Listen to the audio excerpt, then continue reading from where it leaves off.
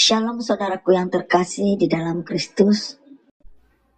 Kita patut bersyukur kepada Tuhan oleh karena penyertaan-Nya, oleh kasih sayang-Nya, oleh perlindungan-Nya, dan anugerah-Nya. Kita ada saat ini karena anugerah Tuhan. Oleh karena itu, mari kita memberikan diri untuk terus-menerus diperlengkapi oleh Tuhan melalui firman-Nya, agar kita kuat bertahan dalam hidup ini. Saudaraku yang terkasih di dalam Kristus, firman Tuhan pada saat ini terdapat di dalam Matius 13 ayat 10-17 yang bertemakan buang legalisme, berbelas kasihanlah. Di dalam Lukas pasal yang ke-13 ayat yang ke-10-17, di mana kita tahu perikopnya adalah menyembuhkan orang sakit pada hari Sabat. Pada suatu kali Yesus sedang mengajar dalam salah satu rumah ibadat pada hari Sabat. Di situ ada seorang perempuan yang telah 18 tahun dirasuki roh jahat, sehingga ia sakit sampai bungkuk punggungnya dan tidak dapat berdiri lagi dengan tegak. Ketika Yesus melihat perempuan itu, ia memanggil dia dan berkata kepadanya, "Hai ibu, penyakitmu telah sembuh." Lalu ia meletakkan tangannya atas perempuan itu, dan seketika itu juga berdirilah perempuan itu dan memuliakan Allah. Tetapi kepala rumah ibadah gusar karena Yesus menyembuhkan orang pada hari Sabat. Lalu ia berkata kepada orang banyak, "Ada 6 hari untuk bekerja, karena itu datanglah pada salah satu hari itu untuk disembuhkan dan jangan pada hari Sabat." Tetapi Tuhan menjawab dia, katanya, "Hai orang-orang munafik, bukankah setiap orang di antara kamu melepaskan lembunya atau keledainya pada hari Sabat dari kandangnya dan membawanya ke tempat minum? Bukankah perempuan ini yang sudah 18 tahun diikat oleh iblis harus dilepaskan dari ikatannya itu karena ia adalah keturunan Abraham?" Dan pada waktu ia berkata demikian, semua lawannya merasa malu dan semua orang banyak bersuka cita karena segala perkara mulia yang telah dilakukannya. Saudaraku yang terkasih di dalam Kristus, mari kita merendahkan diri kita di hadapan Tuhan. Memang bagus kita banyak membaca firman, banyak juga kita tahu, tetapi mari kita memberikan diri penuh dengan rendah hati kepada Tuhan, supaya kita bukan hanya sekedar membaca dan banyak tahu, tetapi kita tidak mampu untuk menjadi pelaku firman. Oleh sebab itu, mari kita belajar dari firman Tuhan ini, agar kita memiliki perpadanan hidup seperti Kristus hidup adanya.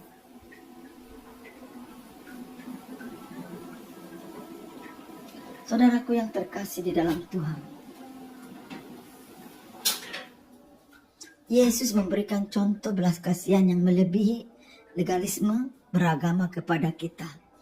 Ia melihat seseorang perempuan yang mengalami sakit akibat dirasuki oleh roh jahat selama 18 tahun dan menyembuhkannya dari penyakit yang dideritanya sedemikian lama. Namun ternyata apa yang dilakukan oleh Yesus mendapatkan reaksi spontan dari kepala rumah ibadat yang marah kepada orang-orang yang datang untuk disembuhkan pada hari Sabat itu. Tindakan Yesus melampaui legalisme ketat adat Yahudi yang melarang adanya upaya penyembuhan pada hari Sabat. Yesus menghardik kepala rumah ibadat karena kemunafikan yang dipertontonkan di hadapan umat.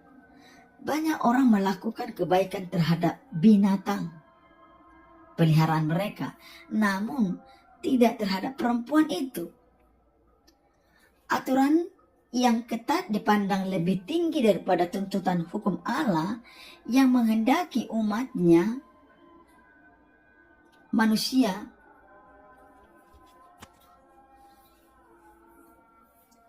harusnya lebih memahami akan perintah Tuhan. Perangkat-perangkat aturan keagamaan yang dibuat sangat ketat itu justru menghalangi orang untuk mengasihi Allah dan sesamanya. Hal yang sama juga sering terjadi dalam kehidupan berjemaat. Terkadang untuk membantu sesama, prosesnya sangat berbelit-belit. Hal semacam ini menyulitkan kita untuk dengan sepenuh hati mentaati kehendak Allah. Oleh karena itu, Yesus menuntut belas kasihan menjadi sebuah gaya hidup yang dihidupi oleh umat Allah di atas semua legalisme. Kehidupan beragama, ketaatan kepada perintah Allah adalah sikap yang bersifat mutlak. Di dalam dunia kita yang telah jatuh ke dalam dosa, adanya kesusahan, kesulitan hidup, kelaparan, kemalangan, sakit, penyakit, duka cita, dan lain sebagainya merupakan hal yang tidak terelakkan.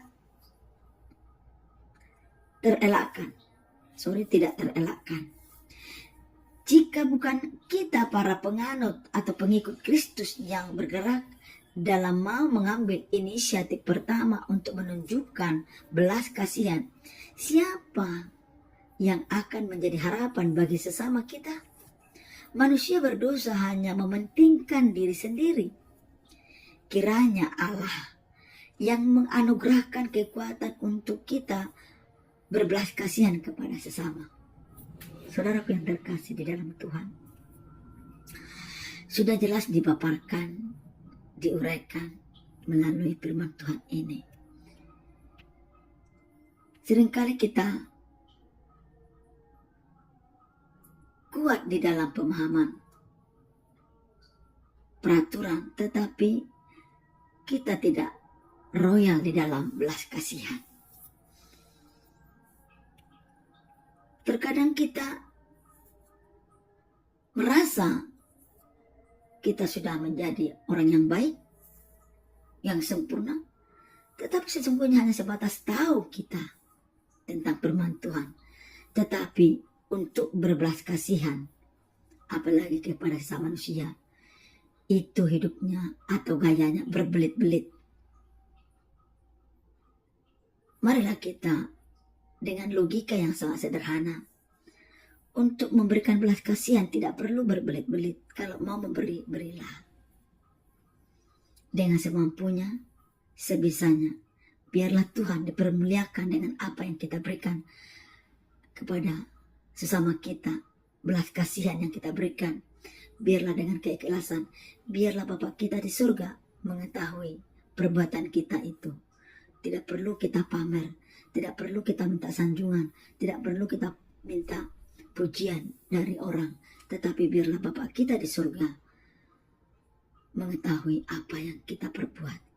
Kiranya firman yang sangat sederhana ini menyadarkan kita bukan hanya memiliki legalisme, tetapi mari kita lebih mendalam memahami tentang berbelas kasihan kepada sesama kita dengan kasih yang sempurna dari Tuhan.